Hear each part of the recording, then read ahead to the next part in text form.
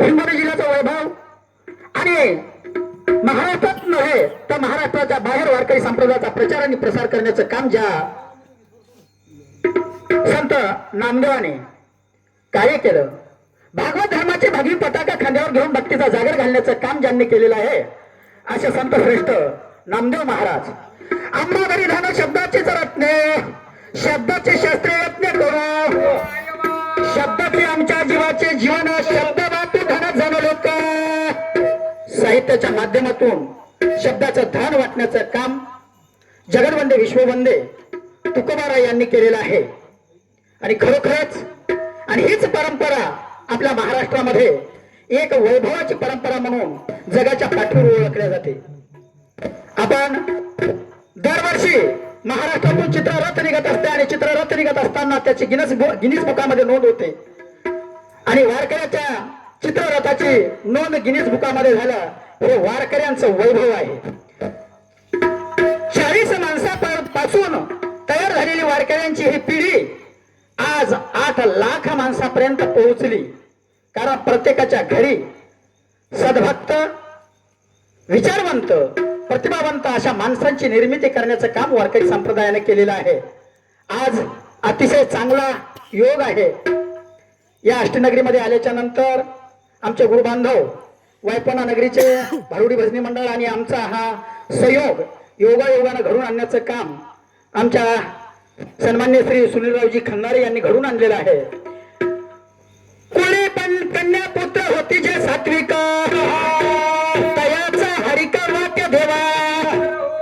खरोखर आपल्या जगाच्या पाठीवर आपला वारकरी संप्रदाय का श्रेष्ठ म्हटलो याच कारणाने म्हटलेलं आहे.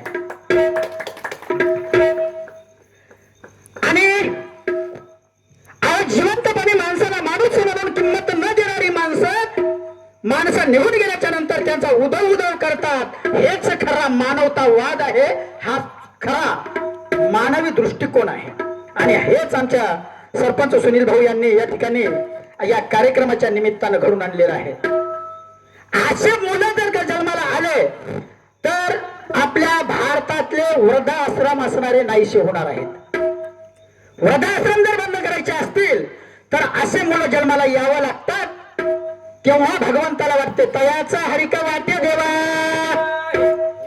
गीता भागवत करिता श्रवण, अखंड चिंतन विठोबाचे.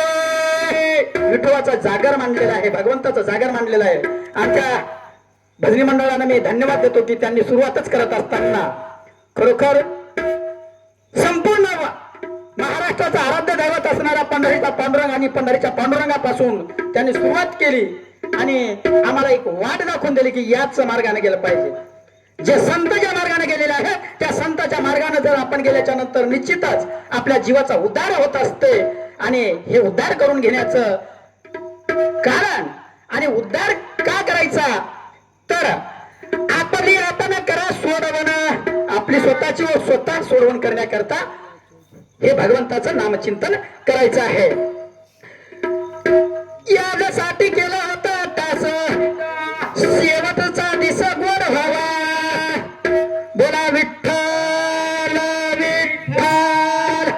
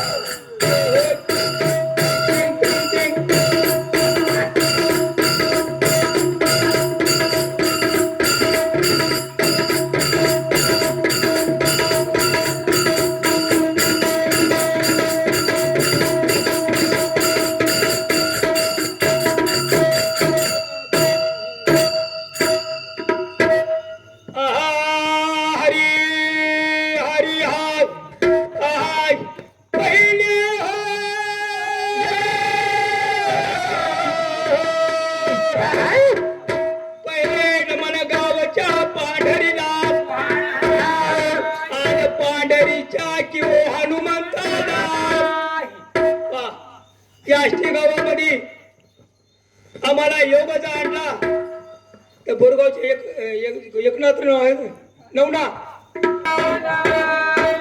दुसरे नमन करतो माता पित्याला कारण माता पित्याला धन्य देण्याचं कारण एक आहे की जन्म दिला त्याने जन्म दिला तिसरे